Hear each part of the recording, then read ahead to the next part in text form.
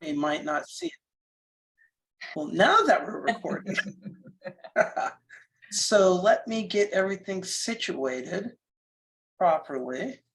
And so those on the recording will kind of see some things that you saw before. And so I appreciate you allowing me to speak with your great district. I've got to know a lot of you very well. And welcome on a Thursday night. And so once again, our goal is to grow your district specifically, grow Rotary, but grow 6260. And so I like showing this chart just to kind of put everybody in perspective, what we're trying to do, where you were in 2011, where we ended 2022. We lost 64 members from 2021 to 2022. So the goal here is to offset that. And that's actually Rotary's global goal. And I always like to point out that Rotary has the same trend and majority of the clubs are having the same trend. So it's not like it's your district alone. But your district actually has been leading the zone 29 in membership. So your efforts are doing a lot of good. So what I also like to do, I'm going to kind of briefly talk about what we did at Plano West Rotary. I know this is a repeat to some that are on, but like I said, we're recording. And so we were a traditional Rotary club and we had the traditional trends. And then through changing our focus, we actually were able to really grow. We tripled in membership and then maintain it and put a lot of structure in. And the way we did that was through service. And I also like demonstrating how our demographics changed. It wasn't just about adding members, but it was having the club represent the community, in terms of we went, from 14% women to 52% women. And typically in the United States, 51% of the population are women. So everybody should be majority women if you're representing your community. So that was always our goal. We need to represent Plano. Same thing, Plano is a very diverse community. So now we're majority minority of all different, and we were able to drop the age from a median age of 67 to 50. And so that's kind of what grabs a lot of people's attention. How did you do that? And how did you do that during the pandemic? Because we all like to use a pandemic as an excuse, but it doesn't have to be, and we did it through service. And we happened to do 81 service projects that year. And so what kind of just run through that beginning. And so what I'm doing now in my role is I'm an innovative club advocate, and I'm also an assistant Rotary coordinator. And I work with both zone pairs on helping basically districts doing what you're doing. And so this is a message that Rotary has me speaking out and helping all over. And one of the things I like doing, because I'm a business coach, I always focus on the mission. You have to have a mission, and that kind of is your guiding light. And one thing I've noticed is that a lot of Rotarians don't know what our mission is. They don't know that our mission as a global organization, and has been for years, we provide service to others. It's what we do is there, and we promote integrity, advanced world understanding, goodwill, and peace through our fellowship of business, professional, community leaders. And I always like pointing that out because what I'm talking about isn't new. It's actually our mission. We just don't follow it. Some people would think we provide fellowship of business. They think that's our mission, is to do fellowship. No, that's not what we are. We're a service organization, and we do all this through our fellowship, because if we aren't one happy big family, we're not going to be productive. And so that's where the Grow Rotary Through Service, which is really mission focused. Anybody in the military knows it's all about the mission. And so part of my goal is to get Rotary back on our mission, and so we can achieve the great things we can do.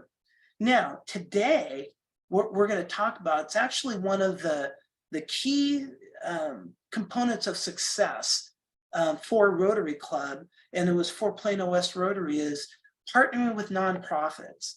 And I like to start off with August 21, was 2 years ago. There was an article in the Rotary magazine, and it was the August, and they did a 4-page centerfold on Plano West Rotary. And if you go look back, and what it talks about, and I kind of like to share the beginning of the growth of Plano West Rotary and kind of tell a little story. We had formed a Rotary Community Corps, which what that is it's an organization of non-Rotarian volunteers that work with the Rotary Club to do service in the community. Well, we formed our Rotary Community Corps around, it was called is still the Rotary Community Corps of Plano Douglas Community. And the Douglas community was a former slave town that's now a neighborhood in Plano. Plano is a very wealthy community. It's one of the wealthiest large cities in America. Large meaning over 100,000, it's 300,000. But the Douglas community had the highest level of poverty and also had the most diversity.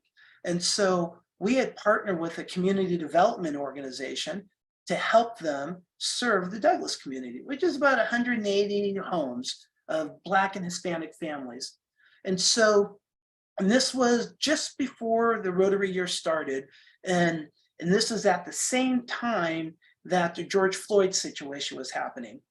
Well, part of the reason why this was important to me is, one, I'm Black, but two, I'm not a protester. That's not my thing, but I wanted to have an impact. And that's why I felt a way of fighting institutional racism is helping those that are victims of it. And that's where the Rotary Community Corps was doing. And that was my way, because I happen to be in a position of president of a Rotary Club, that I can actually have an impact on that situation. And so that's where this Rotary Community Corps idea came. Well, it all started, and this is the interesting thing, how we started our growth is we were in July, nothing was really happening with the community corps. So I called the president, I'm like, hey, remember we talked about doing something together? He's like, can we? And I'm like, can we help? He's like, you guys are willing to help? I go, well, that's why we formed this RCC. He's like, well, we're delivering meals to the families, and they received it from a food bank. And he goes, we just did it last Wednesday, and it took us 8 hours. I'm like, holy moly, why? He's like, well, there's only 3 of us. So if you could bring a couple other people, that would be helpful. I'm like, yeah, we could do that. And so I went back to the club, told them about it. And I'm like, hey, we can help the Douglas community. We just show up on Wednesday night. How many want to help? And nobody wanted to help. So I'm like, okay. So I started texting friends. And so I think I had 4 or 5 people show up. So we took that down, delivered those meals. We got it done in like 3 hours. So then 2 weeks later, doing the same project, and I went back to my club, and nobody wanted to help again. So I told the people who came, bring a person. So we had like probably 10, 15 people show up, delivered the meals in less than 2 hours. Well, then finally, my Rotary Club is like, you're still doing that? I'm like, yeah, we have 15 people show up. Really? Yeah, it's a Rotary project. And they're like, well, what do we have to do? Just show up and deliver food. And like, we don't have to be part of the planning. No, everything's taken care of. Well, then everybody started getting into it. But the key of it was what we were doing was serving the community. We're partnering with an organization, and we all had a general cause. So the people that were showing were just people in the community, not my club, because my club median age is 67. A lot of them didn't want to show up and deliver food anyway. But like I tell everybody, you only need one Rotarian to make it a Rotary project. But we were recruiting people through the project on behalf of Rotary to help. So I like using that as an intro, in that we were just a 21-person club. The majority of the club didn't want to get involved, but we were partnering with a nonprofit, and that's how we got the community involved. And the biggie is the partnership. And so a lot of challenges that Rotary clubs have is they're not really good at partnering. We're good at writing checks and then celebrating a check, but a partnership is, especially when you're partnering with a nonprofit, they're really the lead person. We're just the grunts, we're the help. We're helping, collaborating, sharing, assisting, participating, supporting, not trying to lead it, but just trying to help. And so oftentimes when I work with districts on how they're like, well, how do we partner with a nonprofit? They just aren't used to partnering with another organization, and they don't know what to do. And I always like, it's actually pretty simple, but when talking to people, they're not used to just saying, how can we help? They feel that Rotary has to be in charge, lead the way, we're big bad Rotary. And in fact, if you read that article I was showing, I even said in there, we just told organizations, we want to help. And they're like, really? Like, yeah, just tell us how we need help. So what I want to do here is kind of give like a three-step plan of how to make it easy for a club to partner with a nonprofit. And then have you give me some examples of nonprofits that you could possibly work with. And so the plan, it's really simple. It breaks down into the approach, then the message, and then the follow through. And that's like the basis of what the partnership could be. So, for example, the first one on the approach. The first thing you have to identify is, do you have relationships with organizations? We say nonprofits, but I also count municipality and school districts. That's who we partnership. You know, when people ask, who do we partner with? 501c3s and cities, school districts, because once you start going outside of 501c3s, it gets complex on motives and so on, and also C4s. And so the question is, how difficult is it to partner with a city? Well, it's easy. You know, cities need help. We have, like I said, our community is 300,000 people. It's a very well-established, you know, everything is in place. But our city reaches out to our Rotary Club to help them with initiatives. They have a whole division on volunteer services. And all they do, they have a whole, you know, community program of bringing in the volunteers, but they still come to us for it. And so every Rotary Club is part of a city. And so how difficult is it for that Rotary Club to ask their city, how can we help?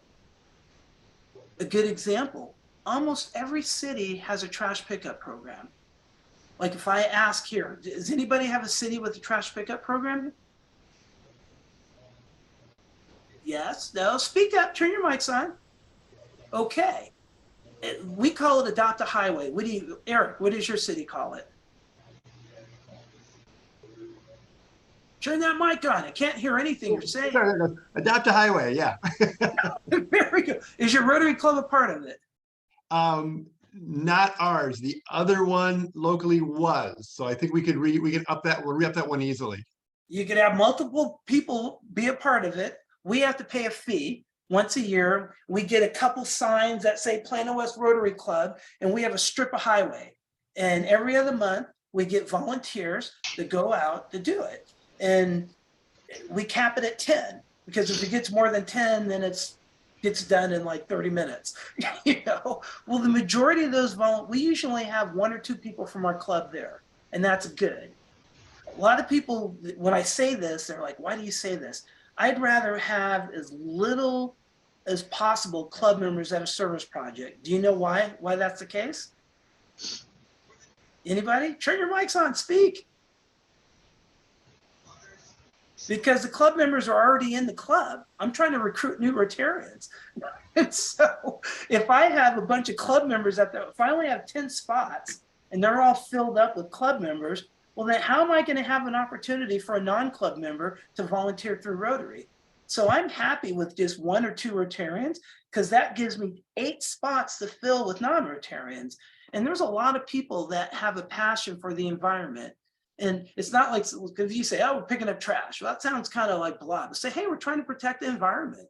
You know, Avenue K, that's the one where there's, you see how it is, we're picking up, and people like that, you know. And so we get a lot of people in the community that volunteer. We actually have people outside of Plano that would sign up for our trash pickup just because they wanted to make a difference, and they didn't know of other opportunities to volunteer. Why? Nobody asked. That's, every city has trash pickup. The same rules in every administration. First, whether it's and then also most communities that it goes beyond trash pickup. It can also do parks, riverbeds, or creek beds. I know our community does. So you can, as an organization, you could partner with the city, and they'll even let you identify a neighborhood and do a trash pickup, and they'll provide all the material, the bags, the pickup sticks. And I'm pretty sure most cities will allow you to do that. That's a very easy opportunity to partner. And this is what's beautiful about partnering. All you're doing is showing up and doing the work. They already have all the, it doesn't cost you a penny because the city provides it all. And so we love doing pickup or basically cleanup projects with the city, because all we need to do is just get the volunteers there. And so that's our focus, getting the volunteers there. School districts are the best organization to partner with if you want to recruit to your Rotary Club.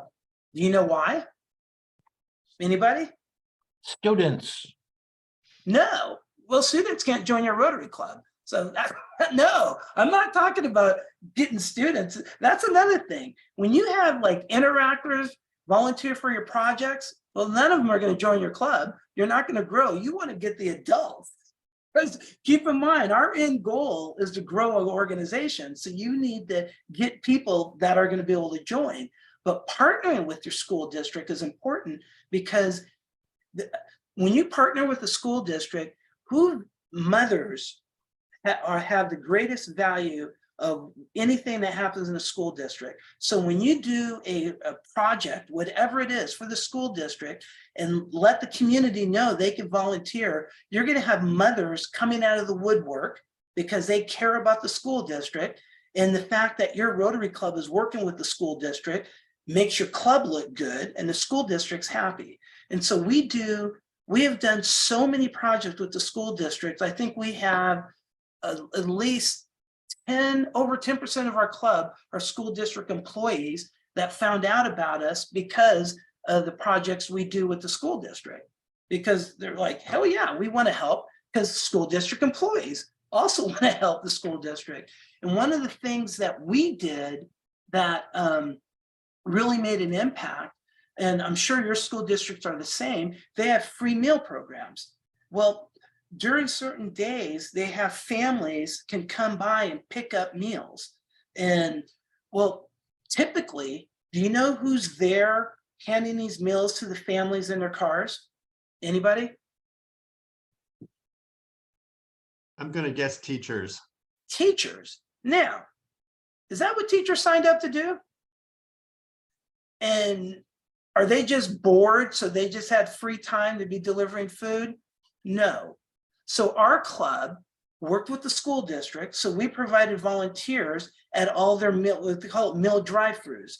So teachers and administrators can educate. So we're out there delivering food while they're doing their job, because I'd rather them do their job. Well, what happens? The school district loves us, because what did we want for all this? Nothing. We asked for nothing. We just wanted to help them. And when we did that consistently, they saw us as a valid partner. We're the only nonprofit in the city of Plano that's able to volunteer and help the school district. Because most nonprofits, when they work with the school district, they want something.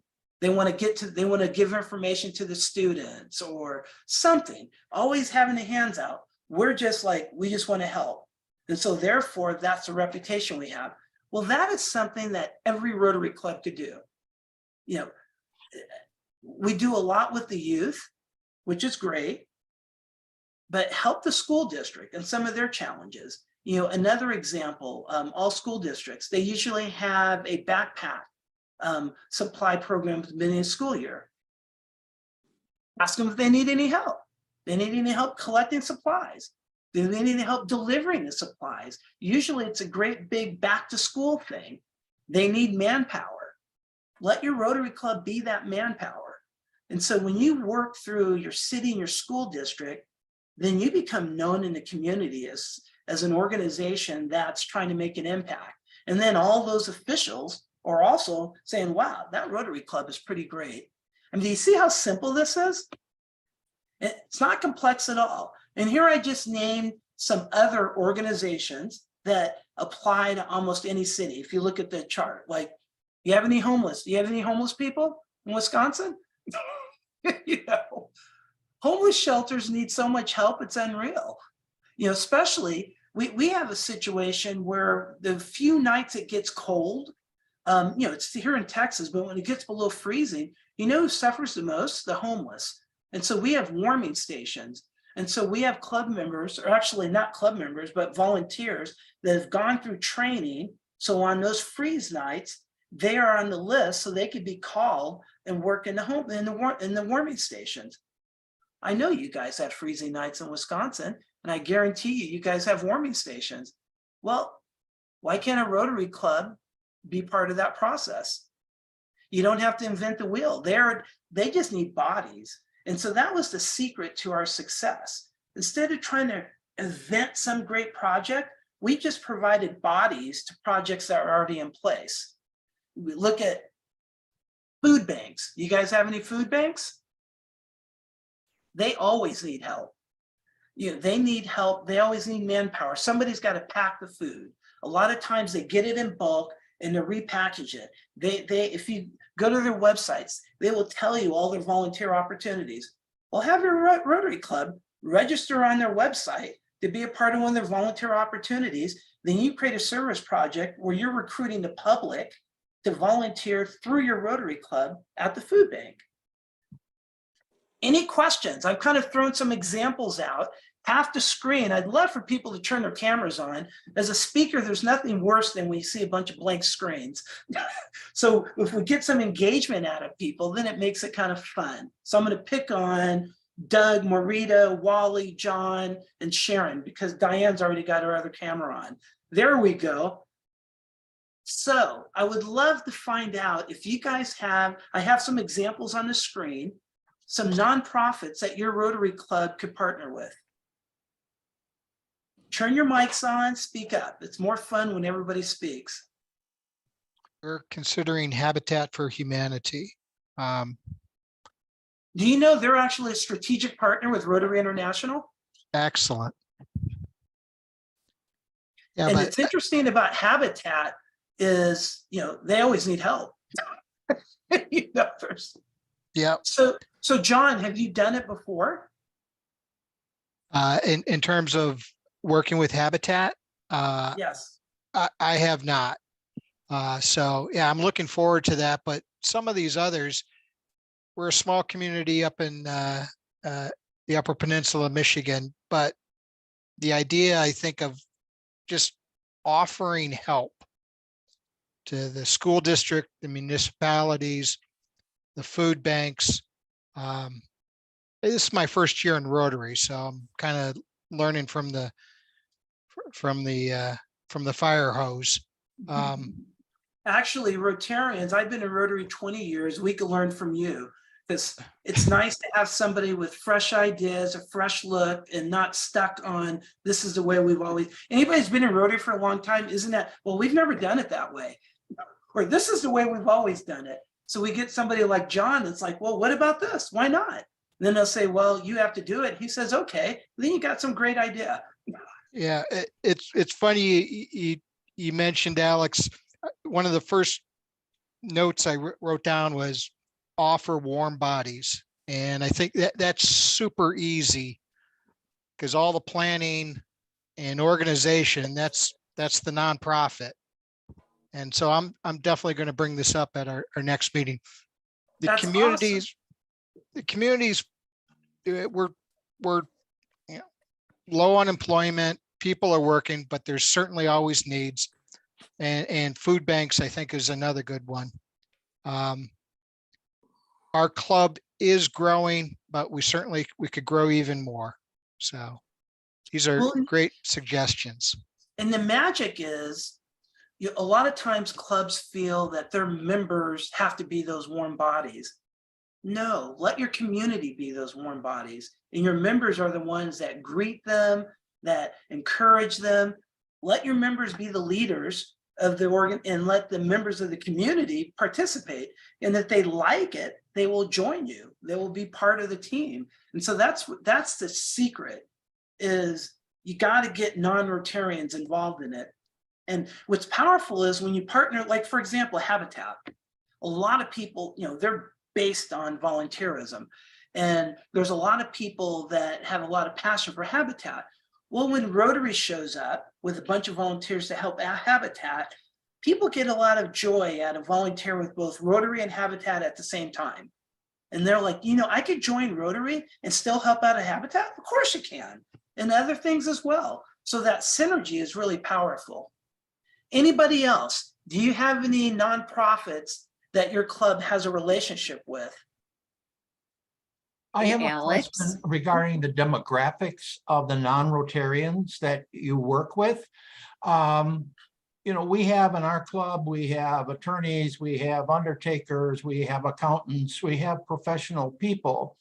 And the question that isn't raised verbally, but do we want those kinds of people to be handing out food and sorting socks and that sort of stuff? And among Yes. the demographics of the people that are non-Rotarians, what are you finding? Where do they come from in the demographics? They come from the community. Okay, They but have a are they passion for the potential project Rotary that's people? going on. Rotary people are the community. Don't they live there? They're just like everybody else. They just happen to join Rotary. So people in the community have a passion for the project and they volunteer on it. There's no distinction. You know, I've been in Rotary for 20 years. I look just like anybody else. You know, and if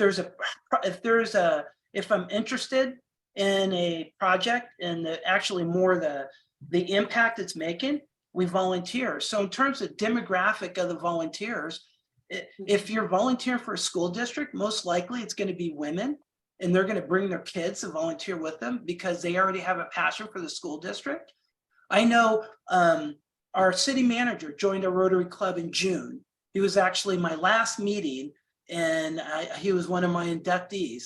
And I told him, because I've known him for almost 20 years, and I'm like, hey, Mark, we got the cleanup for your city. You better at least show up and do that. And he's like, can I bring my kids? I go, of course. So he brings his kids and he's part of our trash pickup, you know, which is funny because it's his staff that coordinates it all. But he felt it was important for, as a city manager, to be a part of it and volunteer and bring his family. Yeah, in theory, he could be all uppity and say, I'm too good to pick up trash. We've got a club, our founder of our club, he is, how old is Tom? I think Tom is like 84. He shows up for at least 50% of them. He's out there picking up trash. And he founded our club like 40 something years ago. Francis, I see your question, your virtual hand up there. Hi, Alex. How are Hi there. you? Doing awesome. Good. We partner with the school district on something called JJ Packs. They put together meal packets for children who don't have food at home for the weekends or over the holidays. But the difference I'm hearing you say is when we go do that, we go there as members of our club. So we're only mixing with the people who manage the program. So that's a little bit different. And then for the homeless shelter, it's more of a providing socks and providing mittens and providing hats because you heard from Iron Mountain. I'm up in Marquette and it's cold here in the winter. So those are the kind of things we've been doing. But So what you can do on the Yeah. one where you put the kits for the school district, Yeah. what you do is your club does all the work and the club shows up and does it, right? Well, yeah, just how you ask your club members, well, now ask people in your community on your public image, say, hey, we're collecting hygiene information, hygiene materials for the school district. Come drop it off here. And of course, you guys have drop-off spots. So people in the community are participating. So they're like, wow, Rotary's helping the school district. And then you can have another project. We are going to show up at the school, and I don't know the details of your project, but if you need manpower, let the community know. Hey, do you want to help deliver the hygiene kits? Sign up here. So they sign up through your Rotary Club. You may have 2 Rotarians and 8 non-Rotarians, and then you guys go to the school together. Give them t-shirts. Here, I'll show you. I don't use this that often. This is, there we go. If you look behind me, the yellows were the old ones. Now we have the blue ones, and all our volunteers get them only when you volunteer. So when we show up, you've got everybody in these blue shirts that say Plano West Rotary, properly branded. majority of them aren't even Rotarians. But when people show up at a project, they see all these blue people, they think they're all in Rotary, and they're like, wow, we get to be a part of it because we give them a t-shirt, and they covet it and they bring it. So you're recruiting people from the community through your club to help the school district, and they're all showing up in blue t-shirts. So it's like, wow, Rotary's amazing. And they're already feeling like they're part of the Rotary family. And the thing is, don't ask them to join. That's one of Rotary's biggest problems. Every time we see somebody, join. It's like, oh my gosh. It's kind of like dating. You know, I always tell everybody, joining Rotary is marriage. You need to date before you ask somebody to marry you. So let them show up at your service projects. Hey, get to know people, have a couple dates. And then if they're still interested, well, then you say, let's get married. But to me, say, hi, Francis, I'm Alex, let's get married. You're kind of creepy. You know, I don't know you. And so I always wait till somebody shows up at our project, usually the third time. I'm like, you're a regular. you could join, really, can I? And they usually say, I don't have time. And I go, Okay. well, you're doing what a Rotarian does already. What do you mean? You're at a service project. That's the only thing we want. Rotaries, they're like, well, I don't have time for the meetings. I'm like, well, don't go. I mean, that's not where we're changing lives. We need you to do what you're already doing. So once you let people know that Rotary is more than this meeting you have to go through every week, and it's really about serving in the community, then Rotary seems a little more accessible to them. And if they're already doing the project, they're like, oh, well, this is all I have to do? Well, this isn't a big deal. Yeah, just keep on showing up and helping other people with this. Do you use social media to get the invite and to let people know? What sort of media Extensively. do you use to recruit people for these projects? Isn't that one of our webinars? Yep, So- that's gonna be the focus of session 3. So in 2 weeks, Dennis, come back and that's gonna be the focus. Okay, thank you. Use social media extensively. I mean, that's because John Huco, our international general counsel, he says Rotary is a business. For him, it is. It's a $130 million business.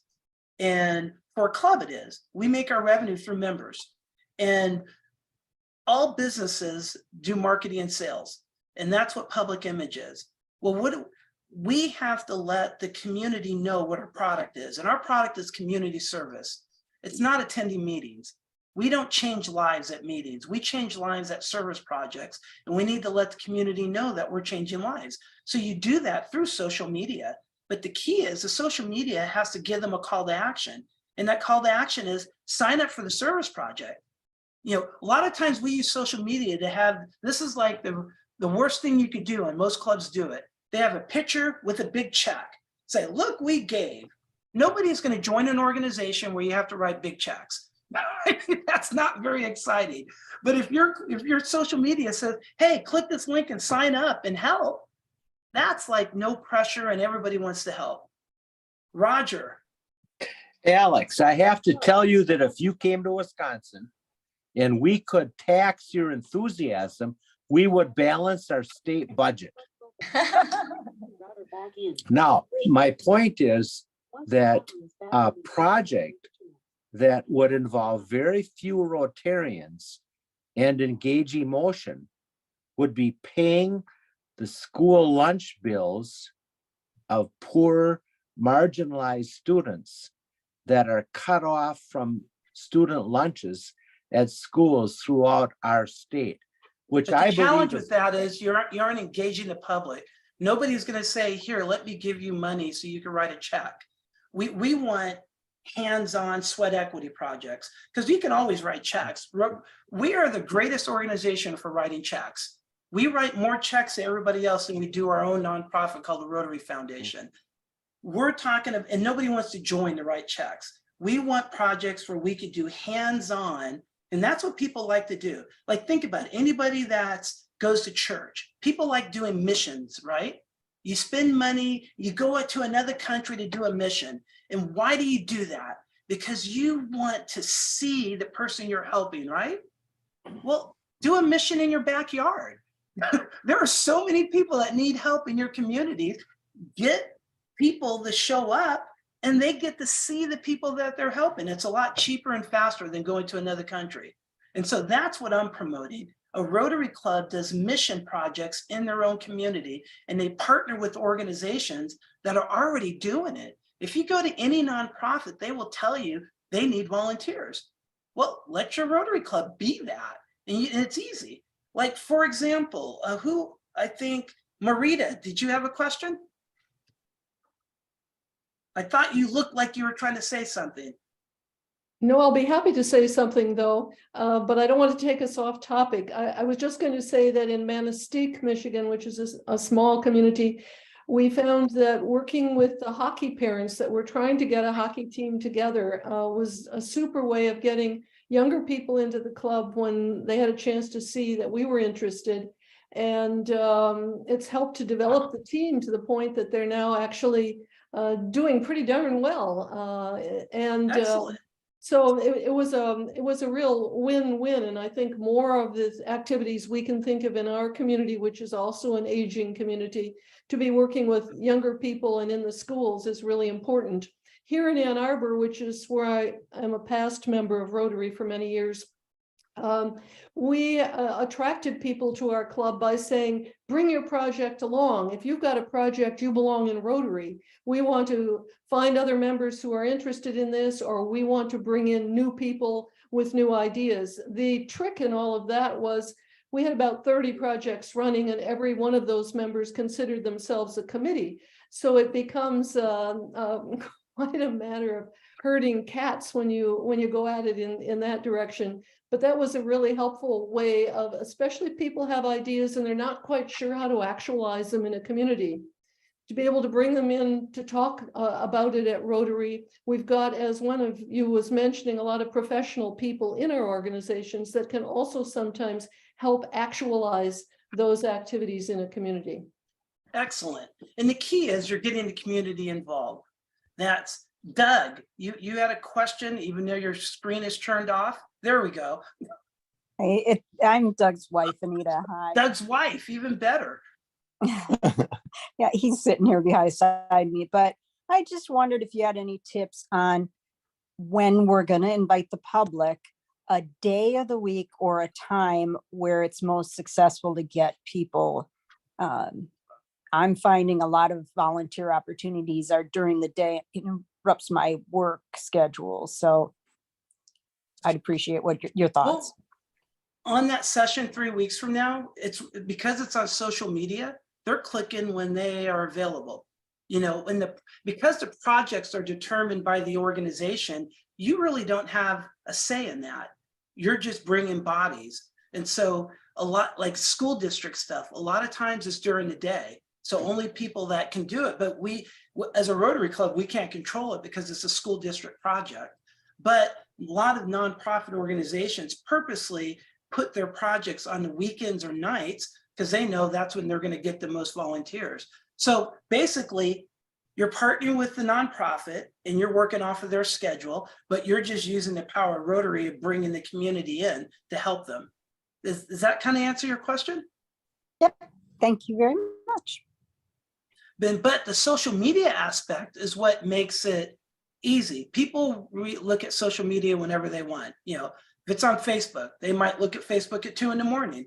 and they like the project, they'll click the link and sign up at 2 a.m. We don't care, as long as, you know, that's what's cool about social media. It's always out there. Your website is always out there and people sign up when it's convenient. Did we have other questions? None. Well, oh, go ahead. Hey, Alex, I'm just, can you stop sharing for just a minute? Because I want to see your background larger. Your How's that? okay. I want to see what it looks like. Oh, very cool. The blue Very cool. shirts. So Yeah. now lots of people use them. Very cool. All right, thanks. You're welcome.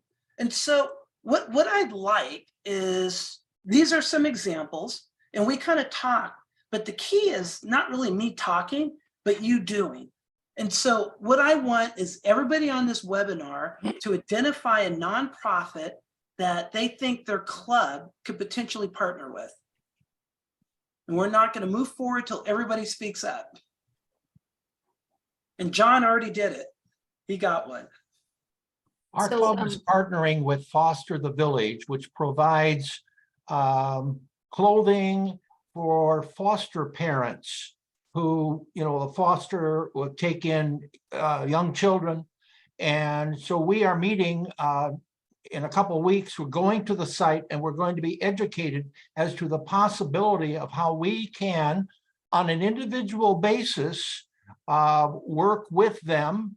And we partnered with them last year on our fundraiser. They got half of the money. They helped bring people to a Kentucky Derby fundraiser. But So they got Dennis, people- this is they the want- magic of that. This is how I want, see if you could get your club to look at it differently. They're gonna tell you what you need to do. Then your club wants to reach out to the community, so the community does it with your club. That's what's gonna give you the growth. And so if you already have that relationship, you're gonna create a project that's just collecting volunteers from the community. Then you're gonna go work with the nonprofit. Does that make sense? Okay, yep. That's the twist that everybody thinks of. Our club's got to do everything. Well, we've been doing that for 117 years and look where it has us. It's not about the club doing everything. It's the club leading the community to do everything. Francis, what's a nonprofit that your club could partner with? That's what I was just trying to think of. So we've got the school. We have a community playground. I don't know, Alex. I'm trying to think who else we could partner with. Think of a sweat equity. Well, think of it. Yeah. I'm not asking for you to think of the project because that's the Yeah. nonprofit's job. Yeah. Just Right. think of a nonprofit. Or here's another question. Do Yeah. you have any area in your community that has a need? People need help. Well, of course. And are there nonprofits that are trying to help them? Yes. Well, then there we go. There we go. Maybe some of the food banks. Unless you have a community that doesn't need any help and everybody's just doing well, everybody has a nonprofit to partner with. And they would I know love one of to them, partner with one of them Rotary. I can think of is a food bank that's at the university, because it's alarming how many students are food deprived because they don't have the money for it. Exactly. A lot So of that would be families. one. Excellent. Eric. Yeah, I put a couple actually in the chat because I was thinking out loud. We do already what's called a green circle pickup. So it's like adopt a section of our green circle. Perfect. And we're doing the backpacks at our school. But what I want to add on is there's a couple other, there's certainly more organizations that we could partner with. And what I really liked about what you were telling us was, it's more than just a few Rotarians showing up. I mean, that's what we do right now is we show up with our small group, like we sign up a group for what's called empty bowls. We help in events like that for the hungry. But that reaching out to other people in the community who would like to volunteer, or maybe are just sort of interested in volunteering and just kind of volunteering with them, really, that inspires me. Awesome. And its key is don't try to recruit them into Rotary. Once you make it into a recruiting pitch, then it's no longer helping. Then you've got an ulterior motive. You don't want people to think you have an ulterior motive. We just want to help. When they, people love being around other people with a heart. So it's like, just help us. Do I need to join? No, just make sure you keep on volunteering with us. And then Yeah, they'll end up wanting to join. Yeah, we're completely guilty of that. I can't tell you how many times we've been at things where it's like suddenly the Rotarians are swarming people and saying, please join us. It's the worst thing. I see that. I'll go to somebody, I'll say, so how many times has somebody asked you to join Rotary? Yeah, 6. I go, well, I'm not going to ask you. We were good.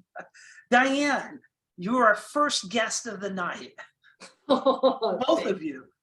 Well, for me, I have a nonprofit. It's called Serenity Station. My partner and I have a 30-acre ranch with horses and donkeys, miniature donkeys, and a few other small animals. And what we've done over the years is we have partnered with other nonprofits such as Curative Workshop or CP, where the young children will come out and ride the horses. And of course, it's a little bit riding the horses for the young ones is hippotherapy, but to watch the parents and the grandparents face of delight when they see their grandchild or child on a horse having a wonderful time. And So at has that your point, Rotary Club partnered with that nonprofit? we're having the Rotary Club, their presentation will go to them the 4th of February. This sounds My- complicated. It shouldn't be What- that complicated. Don't you guys need volunteers and get your Rotary Club to bring some warm bodies? This is the beginning of it. The volunteers that came before came from my friends and my family did it. Now we want to expand it to get Rotary and have the Rotary people enjoy it, see why it's so neat to watch and be part of, and have them go out and bring their families or whoever would like to come and participate. Because ideally, they wouldn't bring their families, but they bring their friends. Most families or Rotarians aren't going to join Rotary. Because keep in mind, here our goal is to get people to join Rotary. And so the partnerships that we have are a vehicle to get the public involved. And so that's the thing. We focus on Rotarians to get their families. Families never join. Took my wife 17 years to join Rotary. You know, it's like, but your friends, you know, so if your Rotary Club takes that as a project, then they go out and get the community and show up in force with a bunch of volunteers. And that would be exciting, especially because it's your nonprofit as well. I think Marita, I already called on you, right? You identified one earlier. Okay, Sharon. Yeah, so I mean, our club has done stuff with the city, I think very aligned with highway cleanup, and like Eric's club, the Green Circle Trail in Stevens Point, we do maintenance there. We ring bells for Salvation Army. One of the things we're just been introduced to is a project to raise medical supplies, winter clothing, etc., to get shipped over to Ukraine. And we would do it in a one-day effort of having a large container be filled at a local grocery store. So I think our club's willing to do a lot to roll up our sleeves and participate. So my question is this, see, that's the thing. It's not about your club doing it. Right. How can you take that project and get people from the community in? Exactly. Yep. And the other thing too is I think with our school district, there's a lot of untapped things that we could be doing there. So got some good ideas tonight. Like I said, the nice thing about the school district, the mothers in your community are going to volunteer. Mhm. And Right. if they can volunteer and not have to go through the PTA, they're going to be happy. It's less political and hassle. Because everybody knows PTA is very militaristic. And so people could just volunteer, get in and out. And that's another thing. Keep your projects 2 hours or less. Don't make 4 or 5 hour projects. That's not really conducive to people to be a part of it. How about who else? I think we've got everybody. Nancy, yeah, are you going to participate? I will participate. So our club is one of those clubs that's probably done more check writing than manpower. But I see that that's changing. We recently did a food packing with Feeding America, our local Feeding America location, and that is taking bulk, big bins of food and packaging it for food banks. We have not cracked that nut of bringing in other people to come and help us volunteer. So You know typically, remember I told you how we started it? It started with nobody from my club wanted to do it. Yeah. I had promised that we will help them. So I texted people I know. I said, hey, I didn't even say, I go, can you show up and help me deliver food to people in Douglas community? All of us must have some friends. If you have a friend that wants to volunteer or wants to help other people, have them show up at the project. I mean, that's how simple it is. People want to make it. Whenever someone tells me they're going to have a meeting, I'm like, whoa. If you're trying to have a meeting, it's way too complex. It doesn't have to be. All you have to do is get people to show up that want to help. You don't need a meeting to do that because the nonprofit is doing all the planning. They just need someone to show up at a certain time. So even though your club is a check writing club, that's fine. I know of one person in your club that's willing to do a sweat equity project. Her name's Nancy. It only takes one Rotarian to be there. So if Nancy brings a friend who not in Rotary, well, there we go. That's the beginning of it. I mean, it's that simple. Once you try to have meetings and planning sessions, then it becomes a typical Rotary fiasco. I mean, we're really proud of our meetings. We love meetings. Well, that's not our mission. Our mission is to serve. So serve first and then do all the meetings afterwards. Because what's our mission? Provide service to others. The fellowship's at the bottom. Well, that was all the first step. The first step is to identify who you can have relationships with. In Rotary clubs that write a lot of checks, they have a lot of relationships. Every organization that you write a check to, you know they need volunteers, but they're so used to you giving them money, they don't even think of you that way. We're just like Daddy Warbucks. That's what Rotary, oh, we're so good. We donated. And anybody hears me and they say, we're great Rotarians because we write checks. That's like saying I'm a great Christian because I tithe. We know that's not how it works. You know, it's the works that makes you a Christian. It's the works that makes you a Rotarian. Writing a check is just for those that can. And so, but when your club writes a check, it has relationships with nonprofits. Well, say, hey, can we help you? And they're going to say, well, yeah, we need X amount of dollars. Well, no, can we physically help you? You guys do that? I didn't think you did. But yeah, of course we did. You know, and that's how it starts. Well, the second thing is the ask. You identified it. Now, what I said is, how can we help you? That's the question. You know, not how can we write you a check? I mean, we got to get this check writing out of Rotary's mentality, because that's not part of our mission at all. The only nonprofit we're supposed to write a check to is called the Rotary Foundation. And so we need to help provide service to others and write the checks to our nonprofit, which is one of the greatest nonprofits in the world. So let's make good use of that money instead of just spreading it out and get people out there to help. And so if you just go to them and say, how can we help? That's what makes the big difference. Are we frozen? Are you guys, it seems like everybody was frozen for a moment. Oh, we're all good. And so then you could think of potential ways you can help. And these are just some examples. And now this is the key. It's almost like, anybody ever been involved in a global grant? You know, you have to have a needs assessment. And what Rotary doesn't want you to do is go to the organization and recommend a project. You're supposed to have the organization do their own needs assessment. Then you decide where you could fit in. And so when I was creating this chart, I was like, you know, I'm kind of encouraging them to go out and tell somebody how they can help. But I was just giving this as an example. You go to that nonprofit and say, how can we help you? Where do you need help? We're talking in terms of sweat equity. You got to be very clear because they're so used to Rotarians when to write a check.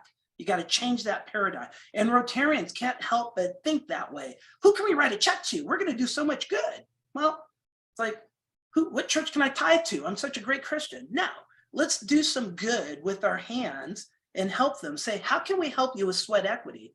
And then you could go to these different, these are like, everybody has junior achievement. Are you guys familiar with junior achievement?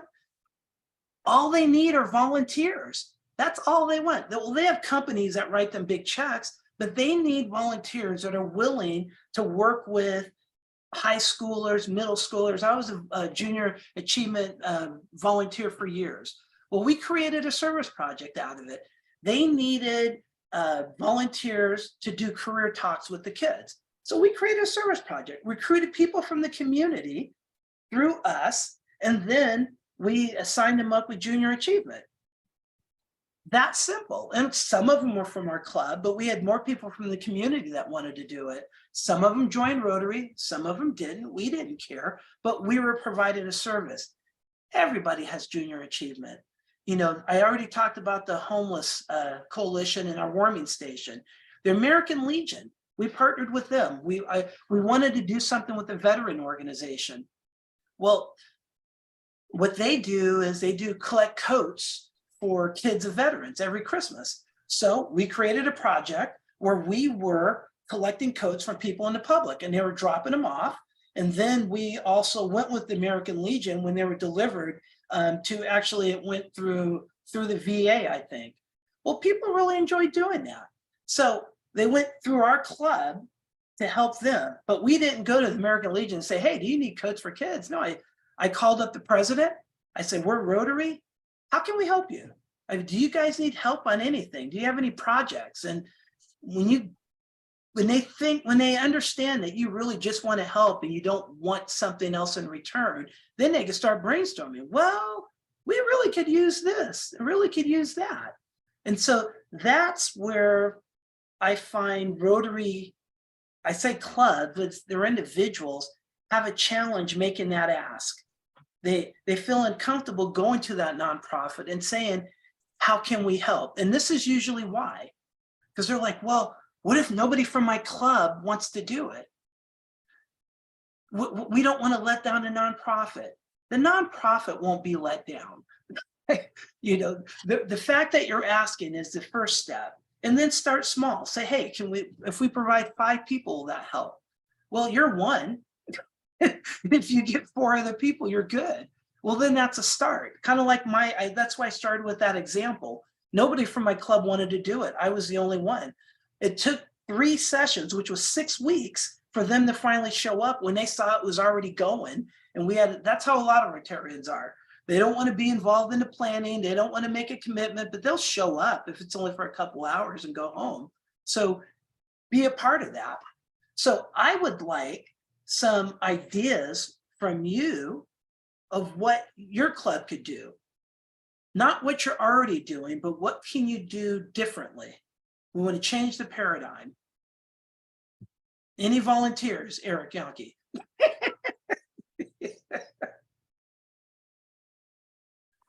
One thing we did, which No, I don't want what we did. I want what you can do. what we can do is when a street is being reconstructed and the businesses along the street are deprived of customers, we can go to the newspaper and get an editorial to say everybody, like the Rotarians, should shop especially at those places because they need to be solvent and successful. And to get, I think that's a great idea, but my question, Dennis, is that going to recruit people to your Rotary Club? I don't know, but we sure as hell did good stuff for the community. Well, but this is all about growing Rotary. So when we come up, how are we going to get people in the community to volunteer through your Rotary Club? Because there's a lot of great things we could do, but this particular is, how can we grow a club? And so when you think of these ideas, how are they getting other people involved, sweat equity to be involved? Because that's when people want to join Rotary, when they can do something and be a part of the family. And so think of that idea, but then how can you recruit the community to be active in it? Because just telling them to buy, no one's going to join Rotary. Oh, we think you should go shop at this place. So like, oh, okay. Chamber of Commerce's do that all the time, but you're not going to gain members that way. But I think that's important. I'm a small business owner, but how about an idea where we could get people involved? Like Eric, you got your mic on. Yeah, I was thinking, you know, what you've got me thinking about is how to partner with some other groups, but also just how to be the volunteer organizer. So I think what we could do differently is, in some respects, you know, we can choose we can choose a lot of everything, like you said, a warming shelter or Salvation Army. We could choose one of these and find an opportunity. And then I think it's maybe for us to really change gears here a bit and use that as an opportunity to be reaching out to the broader community, just to invite people to participate in that event and participate in that particular action. And that's new for us. You know, that's something we've really ever tried. And you hit it exactly. If you think of my first example, all our social media, everything said, first it was talking about help provide food for those in the Douglas community, help those in need, click this button to sign up. Anybody. We just said that was what we were pitching, help the community. We didn't pitch Rotary. Some people would say, well, we need to talk about Rotary more. No, this isn't about Rotary. This is about helping those in need. And then that's what resonates with people. They just want to help. Well, when they help through Rotary and they get a free t-shirt and they have to sign a Rotary waiver, they know it's through Rotary. You don't have to hard sell Rotary. We're the organizer, but just like you said, our club is the organizer of service projects. We organize the manpower for it. So that was a great example there. Anybody else? Any idea you have on how your club could do something differently? But keep in mind, our goal is to get the public involved to do the work. We're leading the public to do the work. Roger.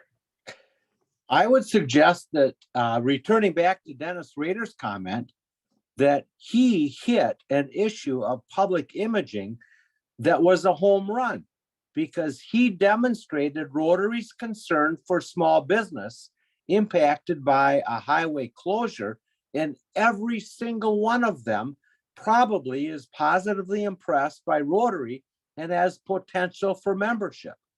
I Well, think the that's an potential isn't doing outstanding- us any good. We got to get people doing something.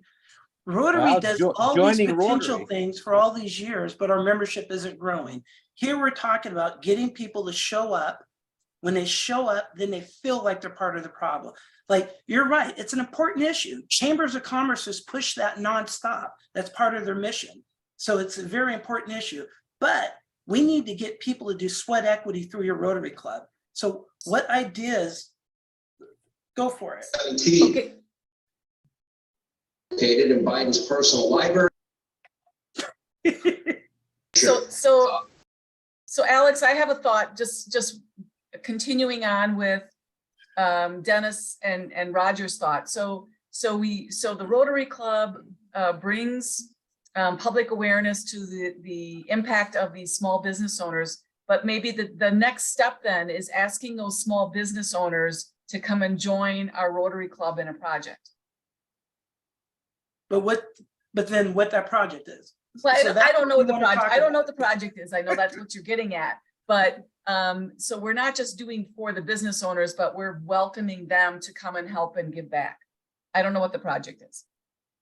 Picking up trash. True. So we One wanna of the go back 5 to- areas of focus for Rotary is economic development. True. But we want to identify projects where we're going to get people involved, so they're involved with the Rotary Club. And so those are, what kind of ideas can your club do with a nonprofit? That's where we're trying to focus it in, because there's Rotary clubs do things all the time. So we know that, but we're trying to change that paradigm of getting people to show up at a service project while you're partnering with a nonprofit. Does anybody have any ideas along that line?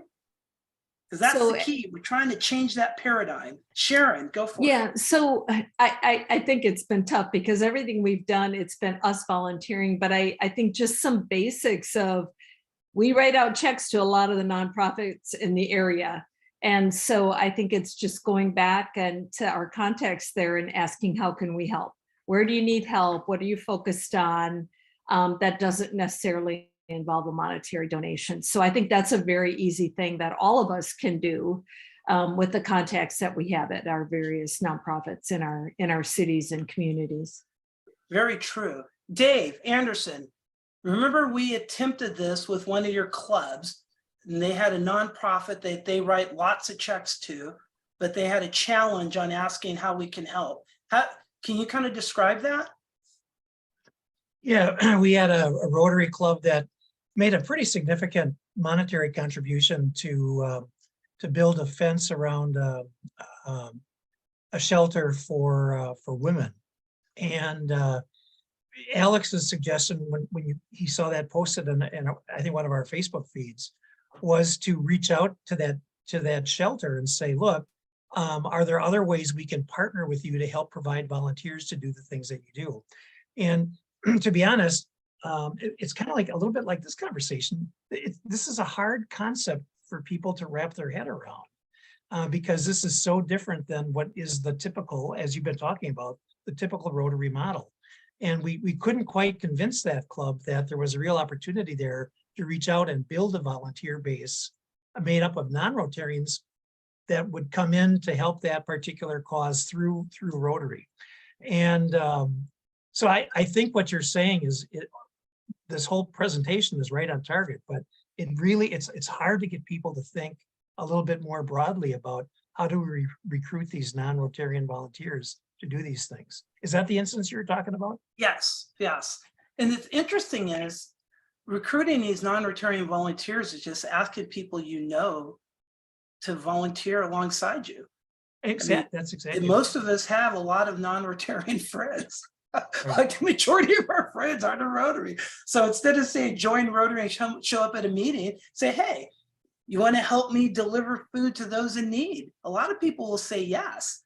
They're like, that's all? Well, yeah, Saturday at 10 o'clock, show up with me. Yeah, bring your wife, bring your kids, bring your kid. Yeah, so the thing is, I'm just trying to get you guys to just think differently in terms of, the goal is to get non-Rotarians to stand beside you and help the community. That's where the magic happens. Everybody talks about their story in Rotary, it always involves some sweat equity thing. Nobody ever joined Rotary because they felt so good about writing a check. Or it was always like, did this and I was able to help somebody. And that's when I became a Rotarian. You guys you've heard those stories, right? It was always sweat equity that when they became a Rotarian, when they saw it made a difference. So what this is saying is partner with a nonprofit. So it makes it really easy for the Rotary Club. I mean, you don't have to do anything but show up. That's the easiest project in the world. Step one. Step two, then to find out what that is. And then what we're going to do 2 weeks from now, just getting people to come stand beside you and help somebody. Hey, we need to give food to somebody. Let's both do it. When they are giving somebody food in need, and they're going to say, this is what Rotary does, then they're going to want to join. It's an easy sale because they've experienced the art of service. And so that's what I'm trying to get you to think of. How can we give the gift of service to other people in the community, which is really the gift of Rotary? It truly is a multiplier effect, right? I mean, you're multiplying the impact that your club is having by involving that many more people exponentially in the service that you're helping to provide to that nonprofit. And if you're nice to them, they'll join. That's the magic goal, thing. right? You got to be nice to them. Well, then there's a third component that's really important.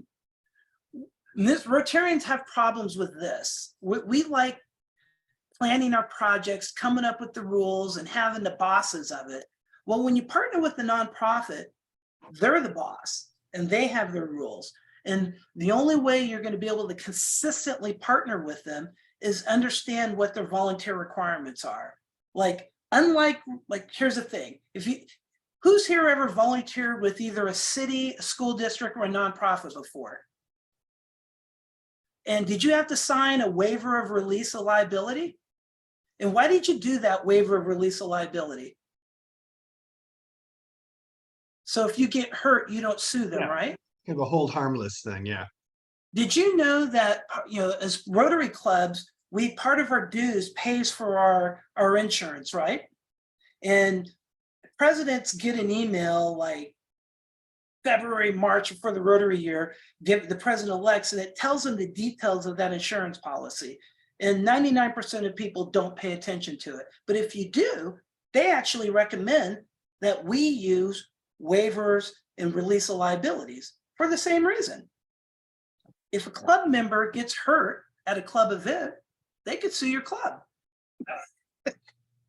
Your membership does not have a release of liability thing. So they recommend that all participants sign a waiver of release of liability, no different than every other nonprofit out there. And so I'm just explaining, one, we need to do it as Rotary clubs. Most don't.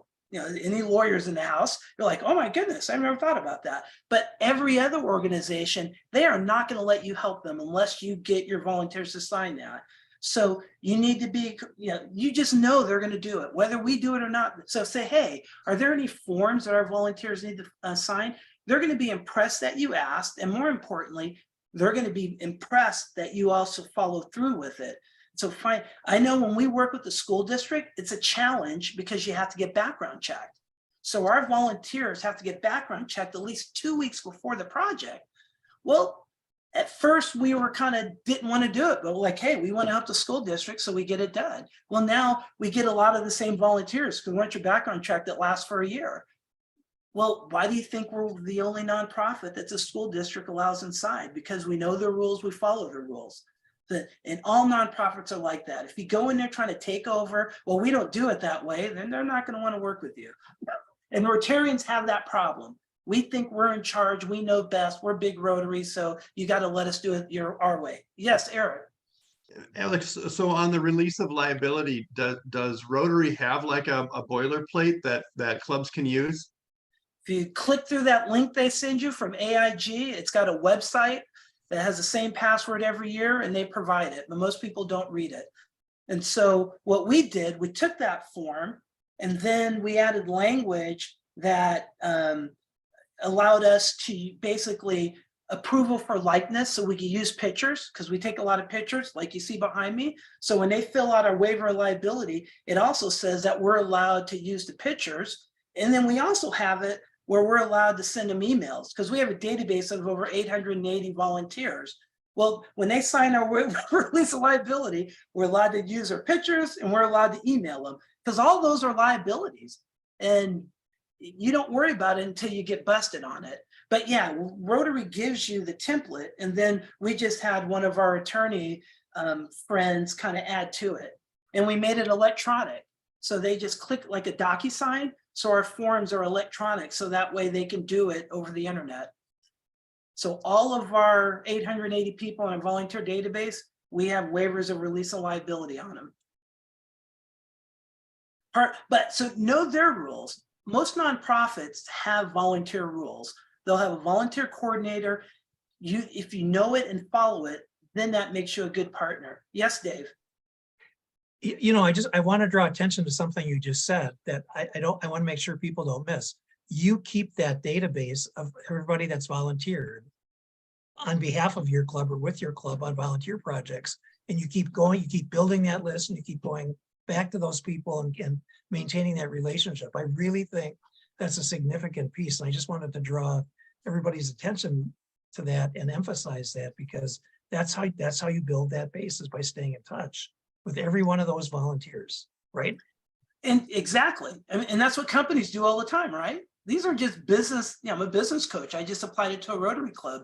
We started with 0 in the day. We had no database. Now it's over 800 in just over a few years, just by getting everybody involved.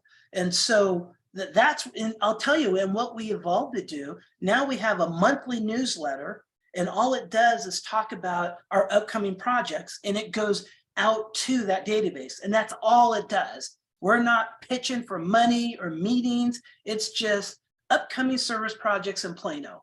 And they could click a button and volunteer. Because once you start mixing it up, then they're going to want to drop out, because these people are only interested in volunteering, not all the other stuff.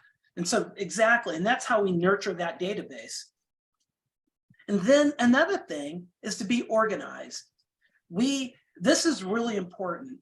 Even though the nonprofit is doing all the work, your club still needs to be organized, and that's what's going to gain the respect in the nonprofit. So we have team leaders. So the team leader is the point of contact with the agency. A lot of times they might have been the one that identified the project, and it's their job to organize it, in terms of making sure our volunteers know what they're doing, communicating with the nonprofit.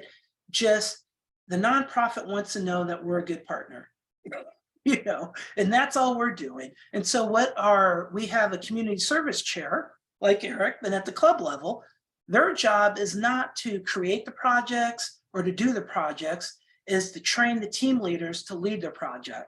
And so that's what our community service chair does. So when we have a new team leader, they make sure they know what they need to do. Well, you need to keep on top of this, give this information to our public image team so it could go on social media, go to so-and-so to create it. So their job is to kind of steer this person, because we've had people that have joined our club and a week later, they're a team leader for a service project.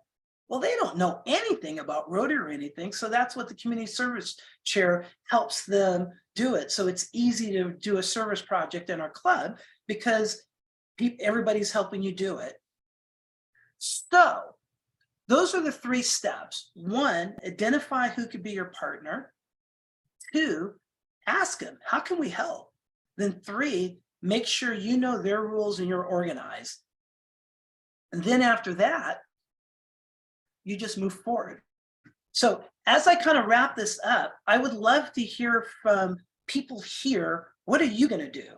Because I'm not here to talk just to talk. You know, I've actually been teaching all day. Nancy knows. I've been online teaching from basically 10:30 to 5:30. My joy is seeing organizations, clubs implement and grow. And so what are you guys going to do based on what you learned today to move the needle? Anybody? Eric.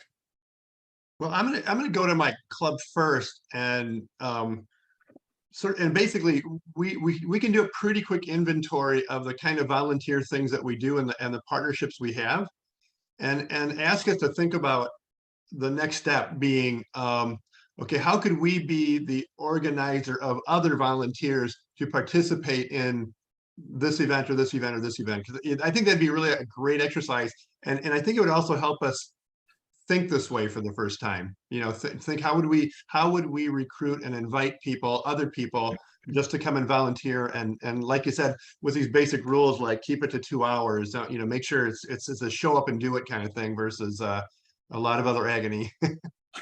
Agony, exactly. You know what the best way of getting that started? You do it.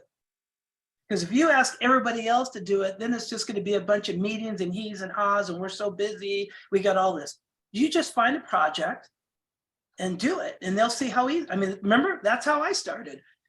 That wasn't my plan. I thought my club would participate, but they didn't. So I had to text friends and show up. And then when they saw that it was happening without them, well, then it's easy to volunteer.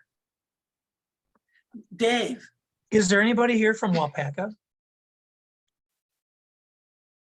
The reason I ask, I understand they recently had a club meeting. They kind of turned it into a club assembly, and they brainstormed by table about nonprofits and service projects that they could be involved with. And they came up with a pretty incredible list of potential projects that they could reach out to nonprofits to become involved with and provide assistance. That's pretty amazing. What we're talking about tonight is truly the next step, again, engaging others to help the Rotary Club with those things. But I thought that was a pretty unique and pretty innovative approach. Frankly, the Wapaka Club in a lot of ways is really leading the district in terms of the way they do things. And I think this is just one more example. But is there somebody from Wapaka here? Diane Forsyth is from Wapaka. Diane, are you still on? No, I don't see that name. Oh, okay. Anyway, Marita, just want to throw Oh, that I'm out. sorry. Next. Diane Kepler. I'm sorry, Oh. wrong Diane. Diane Kepler, are you still there? She maybe Diane's stepped from away. Green Bay West. There's two of her. Yeah, Neither there's one two of them. us. I'm No, from Green Bay West. I'm here and I'm from the Green Bay West Oh, Rotary, Wapaka. I'm Dennis sorry. Rader and I are both co-presidents of the Green Bay West. Okay, sorry, wrong Diane. My apologies. No Forever, problem. Diane. Marita, I see you're trying to speak. What can you do next? Well, I was realizing as I sat here that we had an example that kind of meets what you're talking about, but it was with the wrong group. We have a group of high schoolers who are a diversity and inclusion group. And in Manistee, that is a group of people who have sometimes physical handicaps or other barriers to being part of a general group. And they were going to go clean up the river. And one of our Rotary Club members put on his Rotary shirt and gathered a couple of other grown-up types to come help these kids because they were hauling out big tires from the river and chains and such. And he realized as he got going at this that he was having a great time, and his skills were being called upon that were skills he didn't necessarily have as a prosecutor of the county as he took on this job. But he came back to the club to talk about what a moving experience it had been and how he had worked together with a group of people that really gelled and got a great deal out of that particular experience. And he began to think about other ways that our club could work with that group. What I realized, though, is that some of the younger people in our club who have more contacts with socially with people that are of a younger age, with this kind of catalytic thinking, can actually probably generate some things that some of the rest of us might not be able to. So I see that there's a seed corn there. So my next step in our club will be to work with that seed corn to see where our imaginations could take us. Exactly. Kind of like what Dave said with the Alpaca Club. Just sow the idea. That's a great next step. Anybody? John, you're quiet with your snowshoes in the background. You're muted, my friend. Yes, I apologize to all Packer fans. Just a little chilly up here in Iron Mountain. I actually, this past summer, we have a ski jump here, Pine Mountain. It hosts international ski jumps. And the tournament's run by the Kiwanis Club here in town. And I saw an ad in the paper. It was a request for volunteers to help clean up the landing of the ski jump this past summer. So I just went out there. It was on a weekend with a weed whacker and helped for a couple hours. And they served lunch. And so I was talking with them. They tried to recruit me to join the Kiwanis Ski Club. So they tried to ask you to marry you on the first date, huh? Yes, pretty much. And the comment that was made by the president of the club was, you're the only person from the general public that has helped us this weekend. And so my next step is I'm going to go back to our club here in town and suggest that we help out the Kiwanis Club clean up the landing. It's a lot of mowing, trash pickup, weeding. The challenge you're going to have there, somebody might show up that you bring in, then they'll join Kiwanis. Yeah, this is true. I'm not sure Yes. That would suck. Yes. But I'm sure there might be other organizations that Yep. could need some volunteers in your community. Yep. That is true. Certainly the food banks. It would be another one, warm bodies. But Exactly. Warm bodies that after 2 or 3 volunteer sessions will join your club. That's the eventual goal. Yep. Dave. Is there anybody here from the Lakeland Minocqua Club? The reason I ask, this is really kind of a unique twist. They actually, instead of donating money to different community organizations, they put on, they take part in a huge event in their town called Beefarama, one of my favorite activities of the year, by the way. And they actually pay volunteers from other community groups to help them do whatever it is that they do there. They serve beer and they serve food and they do all kinds of stuff. But in the process of doing so, they're writing a check, but they're getting service in return, and they're building relationships with members of other community organizations that I think could be exploited at some point for developing Rotary's own membership in that community. I think it's kind of an unusual and interesting approach. Just wanted to throw that out there.